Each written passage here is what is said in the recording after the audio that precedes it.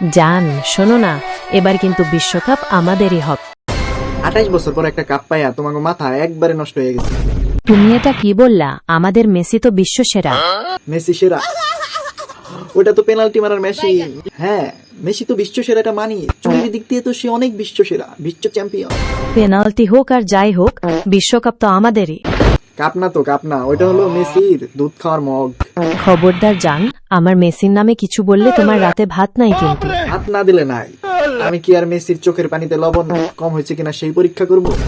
জান, আমার সাথে ফাইজলামি করো না। তোমাদের ব্রাজিল তো এবার গ্রুপ পর্বেই আউট হয়ে যাবে।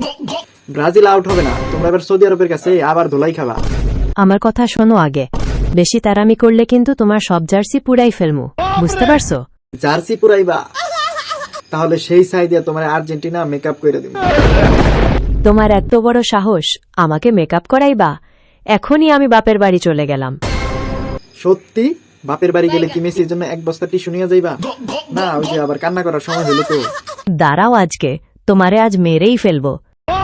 ভাইরে, আর্জেন্টিনা সাপোর্টরা গোল দিতে পারে না, কিন্তু কামড়াইতে উস্তাদ। আমি পলাই।